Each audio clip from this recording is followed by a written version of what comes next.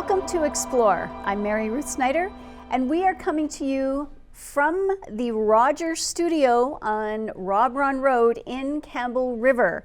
Our very special guest today is Shams Alibhai, who is the Executive Director for the Immigrant Welcome Centre for the whole of the North Island. So that means Comox Valley, Campbell River, and into Port Hardy.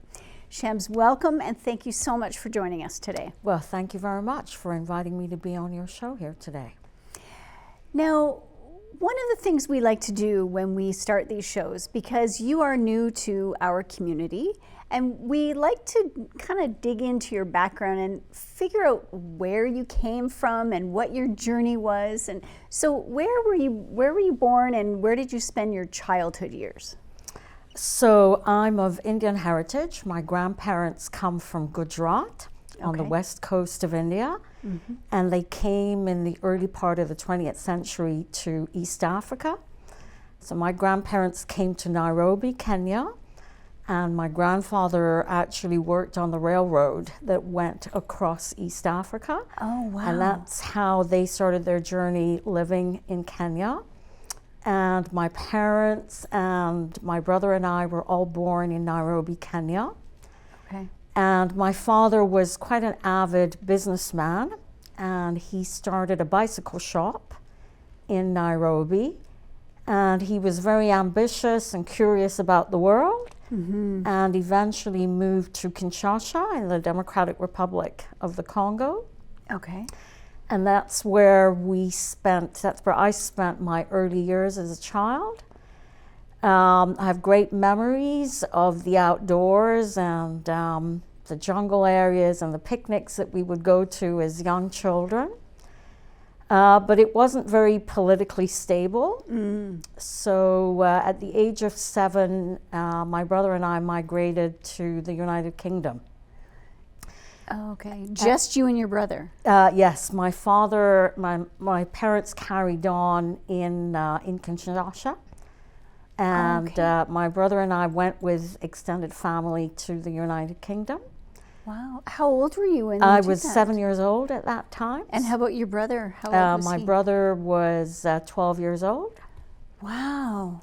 And so we both went to, I did my elementary education right in London, and then came to Canada as newcomers in 1972.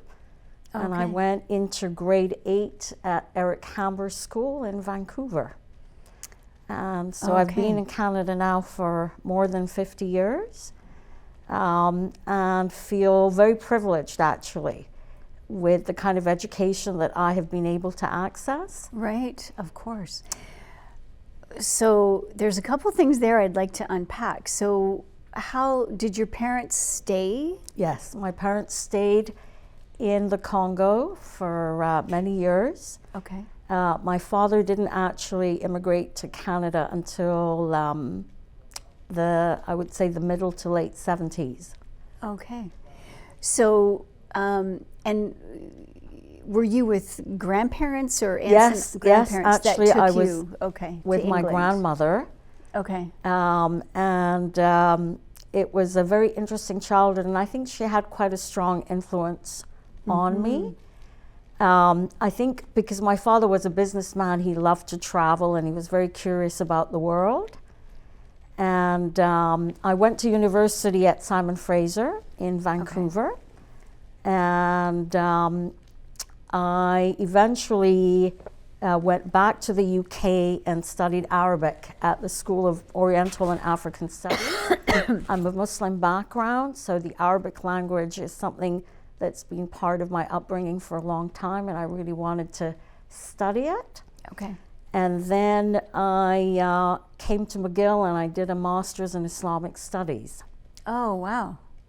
Okay. And managed to learn more Arabic and more Persian. And then in my late 20s, there was a fellowship offered in India. It was a fellowship for Canadians to learn about international development. And it was through the Aga Khan Foundation Canada. Yep. And so I went and spent about 6 months in a rural village in Gujarat, which was where Full my circle. grandmother had Yes. actually grown up. Okay. And that was quite a seminal moment in my life. Mm-hmm. And I started a career in international development in a rural community. It was a village called Metan Okay. in Gujarat, and worked on an early childhood program, and traveled with many different women from Gujarat of different faith backgrounds and different cultural heritage that were involved in an early childhood program, traveling throughout rural communities in Gujarat. How close the village that you were at, how close was that village to the village where your grandmother was born? Yeah.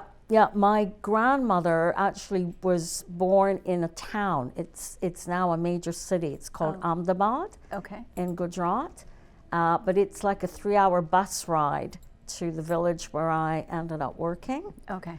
And Was your grandmother still alive when you did this? Yes, So she knew was. that- She was. That And must was have very been something special. for her. Yeah. She was a very strong woman, as a lot of women around the world are. I think particularly growing up in communities that can be quite difficult in terms of, raising a family, accessing education, accessing health care, Right. trying to earn an income as well as run a household. So that was, really the beginning of what became a passion for what I wanted to do and how I wanted to lead my life. Okay.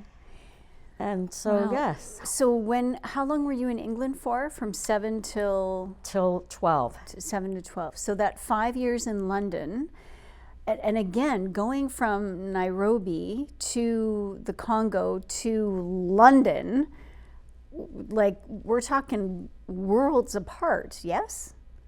Like, how did you make sense of that as a child? I think, I came from a family, that had traveled quite a lot internationally. Okay. And Nairobi, today it's a very cosmopolitan city. And Yeah. I think growing up and having had the opportunity to travel and to live in contexts where you saw people from many different parts of the world and people working very hard, that there was that sense of change and adaptation and resiliency that was around me, Okay. that I think I learned, and that became a part of who and what I was, and also a sense of curiosity about other people, other cultures, other faith traditions, Right. that really I think informed who I've become. Right. So, and so you when you first came to Canada, where did you land? We were living right in Vancouver, Right in Vancouver. Okay. on And- Campbell and 49th, in a place called Langara Complex. Okay. And I went to a school there, Eric Hamber's school. Yeah. And, I grew up in a faith tradition. I'm an Ismaili Muslim, Okay. where learning and education was really very important. Right. And my father probably didn't even have high school education. My mother did. Okay. But he always made learning a real priority in our household. Yep. So, I feel that having come to Canada, I was able to go to university. I went to McGill. Started out at Simon Fraser with a major in business and a minor in history. And then I went and did my Islamic studies at McGill. Right. And just a few years ago, in 2017, I did a master's in leadership at Royal Roads University. Oh, great. So I feel very fortunate to have had those opportunities, Right. to have learnt so much. What high school did you go to in Vancouver? It was Eric Hamber. Oh, that goes from 8 till 12. Till 12. Oh, okay. Yeah. All right. And Simon Fraser is an absolutely beautiful university. So that must have been a lovely experience for you. How did you choose Simon Fraser over all the other choices? Because we do have many choices in Canada. Yeah, I think, well, you know what? There's two of us in our family. There's my brother and myself. So it's always been a very small family. And I think because my father was a businessman, you know, my brother was at the university, and he was a big part of being, you know, a mentor for me. And he was at Simon Fraser. Okay. And they had a wonderful business program. Right. And I think what I was really interested in was their history program. Oh, okay. And they had faculty members that specialized on the Middle East as well, and that was an area that I was very interested in. Right, of course. What did your brother pursue? Interestingly enough, he started out with a business degree, but he eventually went into adult education, and he's now a counselor at the University of the Fraser Valley. Oh, fascinating. Wow, what a journey your family had. Oh my good heavens. Now, where are your extended family now? Most of my family is now here in Canada. Okay. But I do have some members of my family still in Kenya. Okay. And there are more distant members of my grandmother and her sisters and their children that are still in India and Gujarat. Okay. Yeah. Have you been back to Kenya at all since you left? I have. I've been back a number of times. Okay.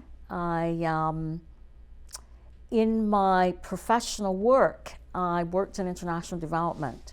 So I've had the privilege of living and working.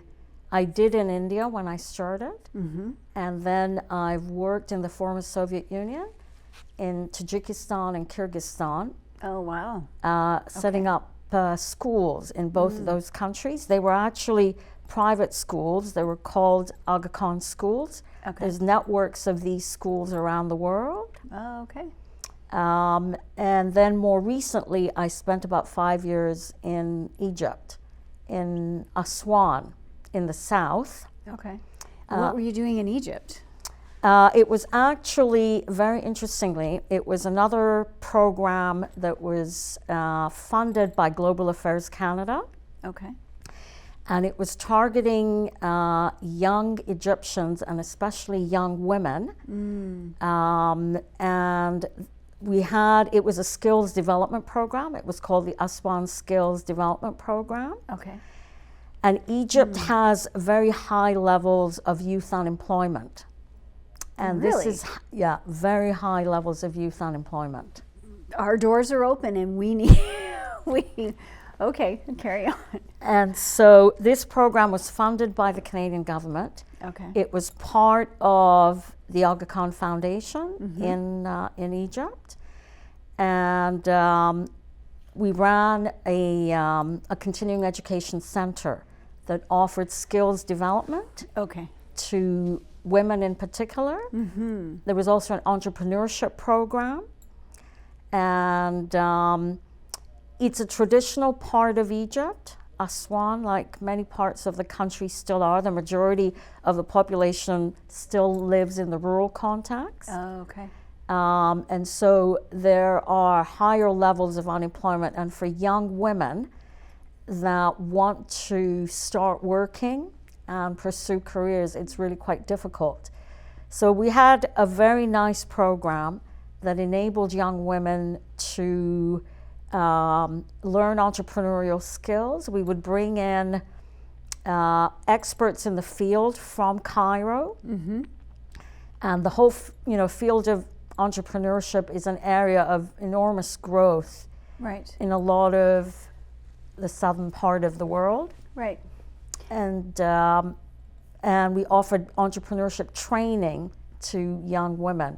And then there was a loan component to the program, which meant that young women could set up home businesses, could still be in Aswan, didn't have to migrate to the larger cities. So we're talking like 3 decades approximately of you working in international development. in that 3 decades, and all that you've seen, and all the different countries you've been, and all the programs that you've operated, do you believe that they make a difference? Oh, I do, absolutely. Okay. They make an enormous difference. Okay. And I think, you know, there maybe is a lot of misperception around the field of international development, and it has changed significantly and dramatically. Okay. So the organization that I worked with in Canada, it's called the BC Council for International Cooperation. Okay. It's a coalition of about 60 different Canadian, BC-based organizations that have partners internationally. And it was through that organization that I first came to Comox and Courtney. So World Communities Development Education Society has been running an international film festival in Courtney for probably 30 years, and they ran one just a few weeks ago. And our co-producer here today, he has been the viewer of all those. He's been part of the board that selects all those films that actually make it to the festival. Like, he watches, I don't know, 350 documentaries in a year. So you know what? That is an example of a BC-based international development organization. Oh, gotcha. That works in South America, has partners on the ground there, brings in coffee, actually, and sells coffee, and is right here in Courtney. Right. There's another, a small NGO, Africa Community Technical Services, that has been around for about 30 years. They operated out of a church in Comox. And that's how I personally came to, that's how I came to Campbell River, to Courtney, to Comox, through these Canadian, BC-based international development organizations. Okay. So at what point did you see the advertisement for a new executive director for the Immigrant Welcome Centre? So this would have been in, I think it was December of 2022. Right, okay. I have a friend in Courtney who also works in international development. Okay. And I saw a very nice job posting. I was very impressed with how the organization put in a lot of work into this job posting. Mm-hmm. And, you know, it resonated with my values, and I thought these are the values of this organization. They were very transparent, they were very open. There was a lot of information shared about the organization. Mm-hmm. So I tried to find out as much as I could about the organization. I was at the time trying to understand about the settlement sector in Vancouver, and I had done some research around the different organizations. Yep. And it resonated with my background in international development, because a lot of the work is about newcomers and immigrants that are coming from so many different countries to Canada. Mm-hmm. So I saw the job posting and I applied. And, you know, I really wanted to understand what I was going to be getting myself into. So I phoned them up and I said, you know what, I'd like to come in. They said, if you make it to the short list, you know, that will be done. If you're in Vancouver, it would be done by phone.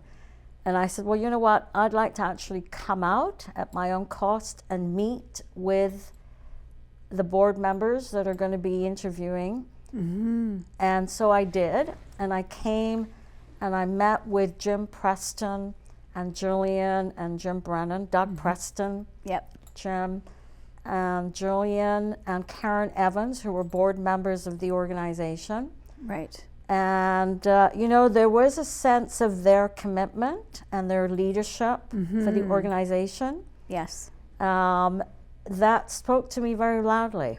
Mm-hmm. Okay. And then you got the job. And then so I interviewed with them, and then I was offered the position, and I came back again, and I came to Campbell River and to Courtney and met with the staff, and I met with the board, the full board at that time.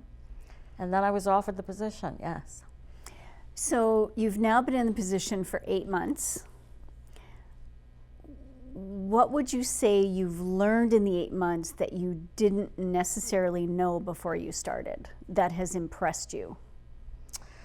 Well, many things. I would say the first is that I have a lot of respect for our primary donor. That's Immigration, Refugees and Citizenship Canada. Right. We've just gone through a major call for proposals, and there are probably 2,000 agencies across Canada that have applied for this new call. It's been the primary donor and the primary funder for this organization for a very long time. Right. And I was really impressed with the kinds of things that they addressed in their call for proposal. A lot of it is around diversity and inclusion. Yes.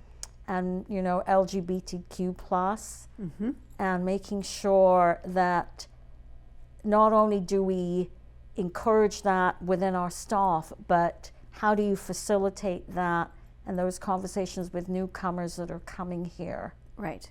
Because many are coming from countries where they have been on the receiving end of persecution because of who they love or who they want to be with. And and I guess coming to Canada, they would be hesitant to be transparent about themselves, you know, on the off chance that they might, you know, because I mean, I think, and you can correct me if I'm wrong, because you're working in a space, but I would say Canada doesn't make the news around persecution of individuals, as opposed to like Florida, that is now well known for their persecution of individuals and clawing back rights of all kinds of people. And so would you say that Canada overall has a good reputation for being inclusive? Or yes, absolutely. Okay. Absolutely. And I think in this particular call for proposals, the learning that I personally did around those issues and the learning that I hope comes into the organization, and I think a lot of it is already there, because in terms of the diversity piece, you know, one of the things that I really appreciate is the diversity we have in our organization. Yes. We have people from Vietnam, from China, from Korea. We also have an American. So, you know, to come to Campbell River and to see that diversity in the organization and to also see it in the community. Yes. I mean, when I see, you know, the numbers of people from the Philippines that are here, the numbers of business people from China that are here. Right. The number of Indians, let's say in Courtenay, the numbers of Ukrainians that are now in Courtenay and in Campbell River. Right. You know, there's such a richness and opportunity. And I think about some of the things that we at the Immigrant Welcome Centre are trying to do is create welcoming communities for the newcomers that come here. And that happens in many different ways. Right. So we have a program called Welcoming Communities Coalition, which is a coalition of about 40 different organizations in different sectors, early childhood, health, employment, that really, you know, I'm very impressed with the culture and the openness that I see when I look at, you know, North Island Employment Foundation. I mean, they're one of our wonderful partners here in Campbell River that have dedicated services and staff for newcomers. Right. That's, you know, that's part of what a welcoming community looks like. Right. And then we have a program, and I'm hoping that people that are watching this show might be interested in coming to. It's workplace, language, and culture. And we're welcoming new people to come into the program in the next few weeks. Okay. So we have a language program, language instruction for newcomers. We have settlement services. Right. And I think being in Campbell River and Courtenay and further up north as well, it's an exciting time for newcomers to come to the island because there's such a network of support in place to help them transition into their new life. I think there is, and I think there's a real genuineness and an openness and an understanding that people that come from different parts of the world, often war-torn societies, high levels of conflict, that there's a level of resilience, there's a sense of can-do, right, and real determination and ambition by people that are coming here. What would you say to the, somebody who's lived here their whole life, and they, now they might be retired and they're looking for something to do? Is there any volunteer opportunities with the Immigrant Welcome Centre? Yes, we are undergoing through some transitions. We've just, recently had some staff changes and so on. But I meet, people who definitely want to volunteer. They want to volunteer their language skills. Right. And I think there are opportunities for people to volunteer. Okay. But it takes a little bit of time and understanding what people's skill sets may be to be able to work with our staff and to have those opportunities to volunteer. But I think there's a whole network of agencies in the nonprofit sector where people can volunteer and engage and be part of the journey. So the journey that we're going through as an organization, when newcomers come here, they're accessing a host of different services. Right. And so people that may be interested in volunteer can certainly volunteer with us. Mm-hmm. And we're always looking for new board members in particular. But they can also volunteer in a whole family of organizations that are part of our network. Okay. Well, this has been a fascinating conversation, and before we started, I warned you that it would go fast, and it has. It has gone very, very fast. So are you split your time between Comox Valley and Campbell River and Port Hardy. Do you have a favorite?